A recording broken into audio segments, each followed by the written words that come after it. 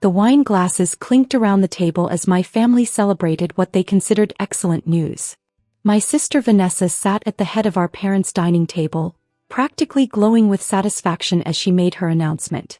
So as I was saying, Vanessa continued, swirling her champagne, I found the perfect solution to our wedding budget crisis. Maya's savings account had exactly what we needed. I set down my fork carefully, maintaining the calm expression I'd perfected over 8 years of federal banking investigations. Could you repeat that? Oh, don't play innocent. Vanessa waved her hand dismissively. The account you barely touch. The one at Northern Trust Bank. I needed it more than you do. My mother reached over to pat Vanessa's hand. It's really the most practical solution, Maya. You live in that tiny apartment, you drive that old Honda. You clearly weren't investing in anything important. Vanessa's wedding is a once-in-a-lifetime event. How exactly did you access my account? I kept my voice level, professional. It was the same tone I used when interviewing bank executives about suspicious transaction patterns. Vanessa exchanged a look with our mother before answering. Mom still had your old account information from when you were in college. We used it to set up the transfer. Don't be dramatic about this. I see. I took a sip of water, processing the admission. And how much did you transfer? $47,000, Vanessa said proudly. It covered the venue upgrade, the designer dress alterations, and the honeymoon suite in Bali. The wedding planner said it's going to be absolutely spectacular now. My father finally spoke up from his end of the table. Maya, your sister deserves this. She's worked so hard planning this wedding. You can always save more money. You're still young. I'm 32, Dad. Vanessa is 28. Exactly, my mother interjected. You have plenty of time to rebuild your savings. Vanessa needs this now. Besides, what were you even saving for? You don't have a boyfriend, you're not buying a house, you just let money sit there doing nothing. I smiled slightly, thinking about the actual purpose of that account, but said nothing. Vanessa's fiancé, Derek, shifted uncomfortably beside her. Maybe we should have asked first, Van. Oh, please, Vanessa rolled her eyes. It's family money. Maya would have said yes anyway. I just saved us all the awkward conversation. Would I have? I asked quietly. Of course you would have, my mother said firmly. Because you're a good sister. And because family helps family. We've always shared everything. I thought about the countless times my family had shared my belongings growing up. My graduation money that funded Vanessa's spring break trip. My car that became Vanessa's car when she decided she liked it better. My college fund that somehow partially redirected to Vanessa's sorority expenses because she needed the networking opportunities. When is the wedding? I asked. Vanessa's face lit up. Saturday. Just 4 days away. You're still coming, right? I know you've been busy with work, but you have to be there. Wouldn't miss it, I said truthfully. Where's the venue again? The Grandmont Estate, Vanessa practically squealed. That's what your money paid for. The upgrade from the garden pavilion to the grand ballroom. It's going to be absolutely perfect. 200 guests, a 12-piece orchestra, roses imported from Ecuador. Derek's family is going to be so impressed. Derek's mother, Patricia, who had been quietly observing from across the table, cleared her throat. It does sound lovely, Vanessa. Though I must say I'm surprised you had access to Maya's accounts. That seems rather unusual. Oh, we're very close, my mother jumped in. Not like some families who keep secrets from each other. We share everything. Maya understands that Vanessa's happiness is the family's happiness. I noticed Patricia's eyebrows rise slightly, but she said nothing more. Well, I stood up, folding my napkin. This has been illuminating. I should get going. Early morning tomorrow. Still working that boring bank job? Vanessa asked with a hint of mockery. What is it you do again? Process paperwork or something? Something like that, I replied evenly. Congratulations on the wedding, Vanessa. I hope everything goes exactly as planned. My mother stood to hug me. Don't be upset, sweetheart. This is for the best. And who knows? Maybe you'll meet someone at the wedding. We've seated you with some of Derek's single colleagues. I smiled and said nothing. As I walked to my car, my phone buzzed. A text from my colleague Agent Harrison. Wire transfer flagged in Northern Trust system. Unauthorized access pattern matches your case parameters. Need you to verify. I texted back, verified. Subject is family member. Proceeding with scheduled protocol. His response was immediate. Confirmed. Team mobilizes Friday evening. Venue secured for Saturday morning. I drove home to my tiny apartment, a modern downtown loft I'd bought cash 3 years ago, and opened my laptop. The Northern Trust account Vanessa had raided wasn't my primary account. It was a monitored account I maintained specifically for my work with the Federal Banking Inspection Division, a joint task force between the Treasury Department and the FBI focused on financial crimes. The $47,000 Vanessa had stolen was federal monitoring money, part of a larger investigation into Northern Trust's internal security failures. My mother's access to old account information shouldn't have worked. The bank systems should have required updated authorization. The fact that the transfer went through represented a significant security breach, exactly the kind of vulnerability my team had been documenting for 18 months. Vanessa had just provided the perfect real-world test case of systematic failure. I pulled up my files on the Northern Trust investigation. 7 months ago, we'd identified multiple instances where outdated account authorizations remained active in their system. Elderly customers had reported unauthorized transfers by estranged family members. Small business owners discovered former partners still had access years after removal.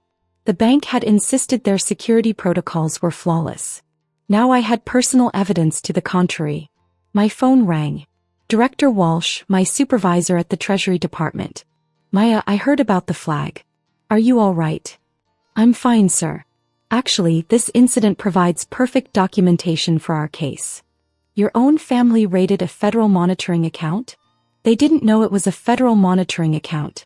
They thought it was my personal savings. Pause. That's still theft, sir. Which is why I've already filed the required reports. The money was transferred to multiple vendors for a wedding event. The venue is the primary recipient, the Grandmont Estate. I've requested coordination with the FBI fraud unit for Saturday morning. Maya, you understand this will involve your family members being questioned. I understand completely, sir. The law applies to everyone equally. Another pause. All right. I'll authorize the operation. But I want you off the direct interview team. You can be present, but Harrison leads. Understood. Friday morning I went to work at the Federal Reserve Building as usual. My actual office wasn't at a bank branch. I worked in financial crimes investigation, specifically examining how banks failed to protect customer assets. My title was Senior Inspector Financial Crimes Division, Treasury Department. I held Level 4 security clearance and had testified before Congress twice about banking security failures. My family thought I was a low-level bank employee because I'd never corrected them. When I got the job 8 years ago, fresh out of my master's program in forensic accounting from MIT, my mother had said, "That's nice, dear. Maybe you'll work your way up to manager someday." I'd never mentioned the MIT degree either. They thought I went to state school. Agent Harrison stopped by my desk. The Grandmont estate is cooperating fully. When we explained a federal investigation was involved, they offered complete access. Apparently, your sister has been difficult with their staff. That sounds like Vanessa. The venue coordinator mentioned that your sister insisted on contract terms that raised some flags. She demanded all deposits be non-refundable and all payments be made in advance, cash or wire transfer only. No credit cards. I looked up sharply. That's unusual. That's what we thought. We pulled the venue's records. She's not the first client to request these terms, but she is the first one whose funding source came from a flagged account. You think the venue might be involved in something larger? Harrison shrugged. Too early to tell. But it's interesting. We're expanding the investigation scope. Friday evening my mother called. Maya, sweetie, I just wanted to make sure you're not upset about the money situation. You understand it was for the best, right? I understand perfectly, Mom. Good. Because Vanessa was worried you might make a scene at the wedding. You won't, will you? I won't make a scene, Mom. I promise everything will proceed according to protocol. Protocol? What an odd way to put it. Anyway, the rehearsal dinner is tonight, but I know you're too busy with work. We'll see you tomorrow at the wedding. 2 o'clock sharp. Don't be late. I'll be there early, actually. Oh, well, that's sweet. Maybe you can help with last-minute preparations. Something like that. Saturday morning arrived cool and clear. I dressed in my usual professional attire, a tailored navy suit, crisp white shirt, and the credentials badge I typically kept in my desk drawer. I arrived at the Grandmont estate at 8:47 a.m. The venue was a sprawling historic mansion with manicured gardens and a ballroom that could host events for 500 guests. The parking lot was already busy with catering trucks and florist vans. I could see wedding decorations being arranged through the tall windows. I parked next to the 3 black SUVs already positioned near the main entrance. Agent Harrison met me at the door, along with 6 other federal agents and 2 representatives from the FBI's Financial Crimes Unit. "Morning, Inspector Chin. Ready." "Ready." The venue coordinator, a polished woman named Margaret, approached us nervously. "The bride arrived 15 minutes ago. She's in the bridal suite with her bridesmaids and mother." "Should we?" "We'll need to speak with her," Harrison said professionally. "But first, we need to secure the venue and document the financial transactions. No one leaves until we've completed our initial interviews." Margaret nodded, her face pale. I should mention, when I informed Miss Chin that there was an issue with her payment, she became quite aggressive. She insisted everything was paid in full and threatened to sue us for breach of contract. "What issue with the payment?" I asked. Margaret glanced at me, then at my badge. "The wire transfer was flagged by our bank this morning. They put a hold on it pending verification." I tried to explain to Miss Chin that we needed to confirm the source of the funds, but she wouldn't listen. Harrison and I exchanged looks. The Northern Trust security protocols had finally kicked in, 24 hours too late but better than never. "Let's go have a conversation with the bride," Harrison said. We walked through the elegant hallway toward the bridal suite. I could hear Vanessa's voice before we reached the door. "I don't care what your bank says. That money is mine. I transferred it legally from a family account. This is my wedding day, and if you think I'm going to let some banking error ruin it, you're insane." Harrison knocked firmly on the door. Vanessa yanked it open, her face flushed with anger. She was already in her wedding dress, an elaborate creation of silk and lace that probably cost $15,000. "What now?"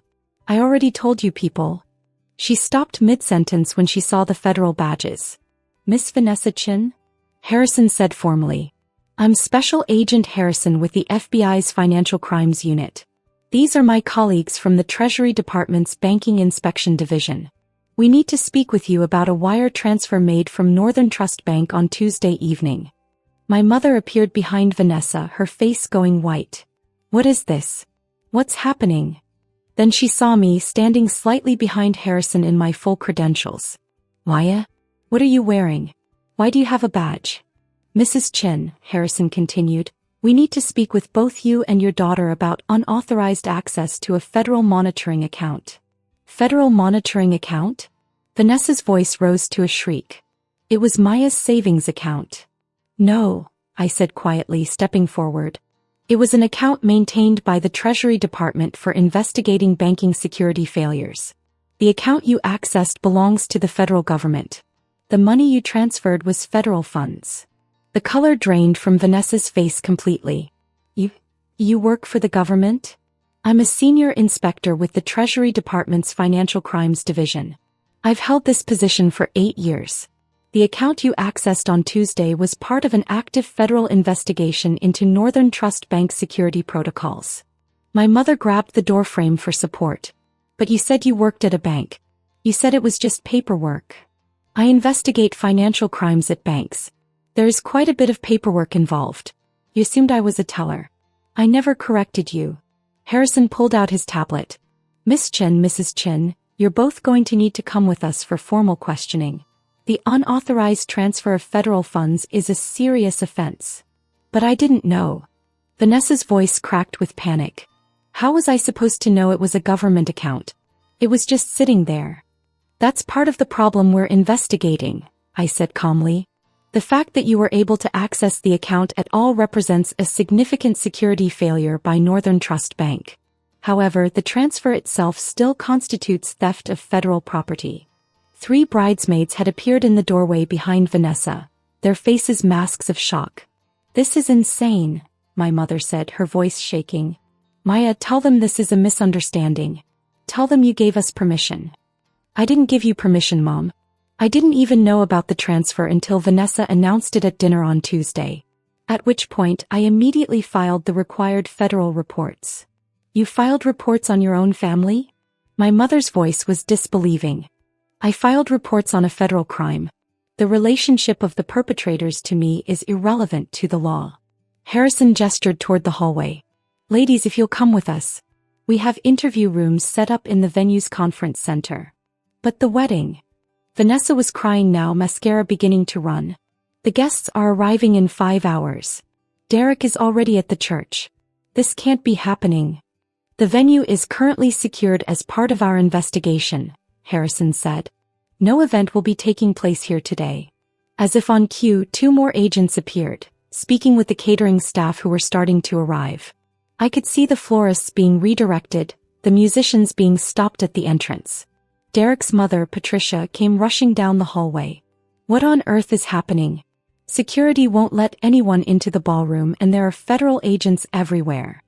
She stopped when she saw the scene at the bridal suite door. Mrs. Morrison, I said professionally. I apologize for the disruption. There's been a significant development regarding the funding source for this event. The venue is currently part of an active federal investigation. Patricia's eyes widened as she took in my credentials badge. You're... Maya, what is this? I'm Senior Inspector Maya Chin, Treasury Department Financial Crimes Division. Your future daughter-in-law and my mother accessed a federal monitoring account without authorization. The funds used to pay for this wedding were obtained illegally. Patricia turned to look at Vanessa, who was now sobbing openly. You stole federal money? I didn't steal it. It was Maya's account. How was I supposed to know she worked for the government? Perhaps, Patricia said icily, you should have asked before taking money that didn't belong to you regardless of who it belonged to. My father arrived next, having apparently been parking the car. What's all this commotion? Vanessa, why are you crying? The wedding doesn't start for hours. He stopped when he saw the federal agents. Mr. Chen, Harrison said, your wife and daughter are being detained for questioning regarding the theft of federal funds. Are you aware of any involvement you may have had in accessing or authorizing the transfer from Northern Trust Bank? My father's mouth opened and closed soundlessly. He looked at me, really looked at me, perhaps for the first time in years. Maya? What's happening? Vanessa and Mom stole $47,000 from a federal monitoring account, Dad. I'm the federal inspector responsible for that account. The wedding is cancelled and they're both facing potential criminal charges. But, you work at a bank. You process paperwork. I investigate financial crimes at banks. I have a master's degree from MIT in forensic accounting. I've worked for the Treasury Department for 8 years. I hold level 4 security clearance. I've testified before Congress. And the account Vanessa raided was federal property. Vanessa slumped against the doorframe. This isn't real. This can't be real. My wedding. Derek appeared at the end of the hallway, still in his casual clothes, clearly confused by the scene. Baby, what's wrong? Why are there federal agents here? Patricia turned to her son. Derek, we need to talk. Now. As Derek and his mother stepped aside for an urgent conversation, Harrison began reading Vanessa and my mother their rights. Not arresting them yet, but making clear the severity of the situation. You have the right to remain silent. Anything you say can and will be used against you in a court of law. You have the right to an attorney. Vanessa's sobs grew louder. Several of her bridesmaids had started crying too, though I suspected they were more upset about missing the wedding than concerned about Vanessa's legal troubles. Another agent approached Harrison. Sir, we've confirmed the venue's payment records. The transfer from Northern Trust was flagged this morning when the venue's bank ran standard fraud detection protocols. Northern Trust has been notified and is cooperating fully. They've acknowledged the security failure that allowed unauthorized access to the account. Harrison nodded. Document everything. This is going to be a textbook case for banking security reform. My mother finally seemed to grasp the reality of the situation. Maya, please. You can't do this to your sister. To your family. We made a mistake, but we can fix it. We'll return the money. We'll apologize. Just make this go away. I can't make this go away, Mom. This isn't about family dynamics anymore. This is about federal law. The moment you access that account without authorization, you committed a federal crime. The moment you transferred those funds, you committed theft of government property. And the moment those funds were used to pay for services, you involved multiple third parties in a federal investigation. But you're our daughter, my mother cried. Doesn't that mean anything? It means I'm disappointed, I said quietly. It means I'm hurt that you thought so little of my work, my life, my choices that you felt entitled to take from me without asking. But it doesn't mean I can ignore federal law. No one is above the law, Mom. Not even family. Derek had finished his conversation with his mother. He approached Vanessa slowly, his face carefully neutral. Van, is it true? You stole money from Maya. It wasn't stealing. It was family money. She wasn't using it. But it wasn't actually her money, Derek said slowly. It was government money. And you didn't ask. You just took it. I took it for us. For our wedding. For our future. Derek looked at Patricia, then at me, then back at Vanessa. I need some time to think. Think. Vanessa's voice rose to a shriek. About what? The wedding is in 5 hours. There is no wedding, Van, Derek said quietly. Look around. Federal agents. Cancelled venue. Your family facing criminal charges. There's no wedding. We can fix this. We can go somewhere else. We can. No, Derek said firmly. We can't. Even if we could, I'm not sure I want to marry someone who would steal from their own sister and then blame her for the consequences. Patricia stepped forward, her voice kind but firm. Derek, let's go. Vanessa and her family need to handle this situation. We'll talk later. As Derek and his mother walked away, Vanessa collapsed entirely, sinking to the floor in her expensive wedding dress, sobbing uncontrollably. Harrison gestured to 2 female agents. Please escort Miss Chin and Mrs. Chin to the interview rooms. Handle them gently, but make sure they understand the seriousness of the situation. As my mother and sister were led away, still in shock, still crying, my father stood frozen in the hallway. You really did all this? He asked me quietly. Over money? Over federal law, Dad. Over a crime. If a stranger had accessed that account, would you expect me to ignore it because prosecuting them would be inconvenient? He had no answer. I love you all, I continued. But love doesn't mean enabling criminal behavior. It doesn't mean pretending crimes didn't happen because family committed them. Vanessa made a choice. Mom made a choice. They chose to steal money without asking, without considering consequences. Now they face those consequences. Your sister's life is ruined, my father said. No, Dad. Her wedding day is ruined. Her life is what she makes of it going forward. Maybe this will be the wake-up call she needs to understand that actions have consequences. That other people's belongings aren't hers to take. That the world doesn't revolve around her wants. I walked past him toward the interview rooms where Harrison was setting up. Behind me, I could hear vendors being turned away, guests being notified of cancellation, the entire elaborate wedding production grinding to a halt. The interviews took 4 hours. Vanessa alternated between sobbing, anger, and desperate attempts at justification. My mother tried repeatedly to blame me for not making my job clear, for tricking them by maintaining a federal account that looked like a personal account. Harrison was patient but firm. The facts were simple. Unauthorized access to a federal account, theft of federal funds, and attempted use of those funds for personal benefit. The investigation into Northern Trust security failures was secondary to the immediate criminal matter. By 2 p.m., the time the wedding should have started, my mother and Vanessa were released with formal warnings and notices to appear for federal proceedings. The U.S. Attorney's Office would decide on formal charges, but at minimum, they faced significant fines and potential probation. Northern Trust Bank faced a much larger investigation and likely federal sanctions for their security failures. I stood in the parking lot as my family left in separate cars. My father drove my mother, who was silent and hollow-eyed. Vanessa left with one of her bridesmaids, still crying. None of them looked at me. Patricia Morrison approached as I was getting into my own car. Inspector Chin? Mrs. Morrison. I'm sorry about all this. Don't be, she said crisply. You did your job. You upheld the law. And you potentially saved my son from a very difficult marriage. I smiled slightly. That wasn't my intention. I know. But it's a valuable side effect nonetheless. She paused. For what it's worth, I think you're remarkable. The strength it takes to do what you did today knowing how your family would react. That's real character. Thank you. If you're ever interested in changing careers, Derek works in corporate law. His firm always needs good investigators with your credentials. I suspect you might want some distance from your family for a while. I took her card, genuinely touched. I appreciate that. As I drove home, my phone began buzzing with texts. Not from my family, they were radio silent. But from colleagues, from my director, from the U.S. Attorney's Office. Director Walsh called as I pulled into my parking garage. Maya, exemplary work today. I know it was personal. I know it was difficult. But you handled it exactly right. The Northern Trust case is going to result in major banking security reforms. Your family's theft ironically provided the perfect documentation of systemic failure. Thank you, sir.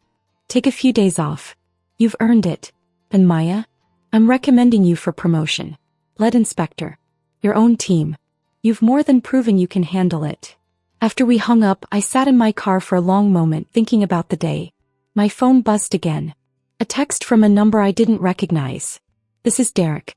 My mom gave me your number. I wanted to say thank you. And I'm sorry your family put you in this position.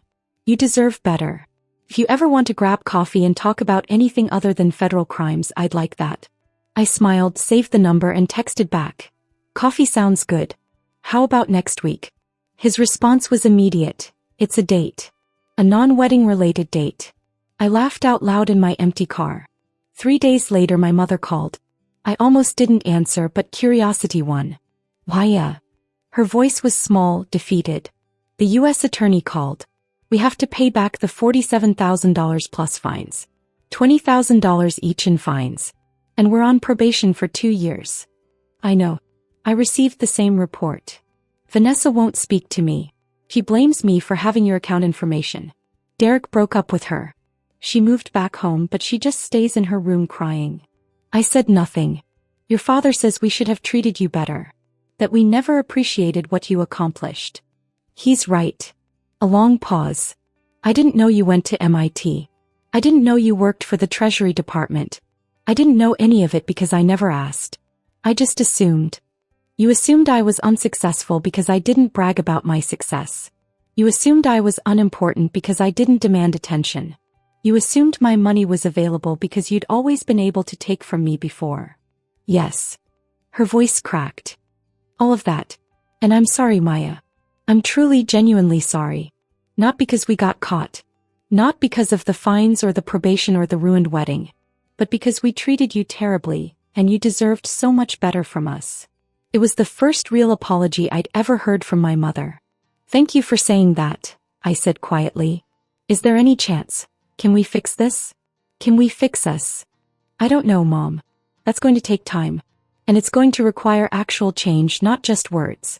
It's going to require you and Vanessa and Dad to really think about how you've treated me for years. Not just this incident, but everything. We will. I promise we will. Just, don't give up on us completely. I won't give up on you. But I won't tolerate being treated as less than I am ever again. Clear boundaries, Mom. Real respect. Or we don't have a relationship. Clear boundaries, she repeated. Real respect. I understand. After we hung up, I looked around my apartment. My beautiful, paid-for apartment with its view of the city skyline. I thought about my career, my accomplishments, my upcoming promotion. I thought about coffee with Derek next week and the new team I'd be building and the banking security reforms that would come from this case. My family had tried to take from me, assuming I had little to lose. Instead, they'd lost everything and I'd lost nothing that mattered. I opened my laptop and began drafting my acceptance speech for the promotion. Lead Inspector Mayachin had a nice ring to it. And somewhere across town, in a house full of regret and consequences, my family was finally learning what I'd always known. That quiet competence beats loud entitlement every single time. The wedding that never happened became a federal case study. Northern Trust Bank implemented massive security overhauls. And I got to do what I did best. Protect people's assets and hold wrongdoers accountable. Even when those wrongdoers were family. Especially when those wrongdoers were family. Because that's what real integrity looks like.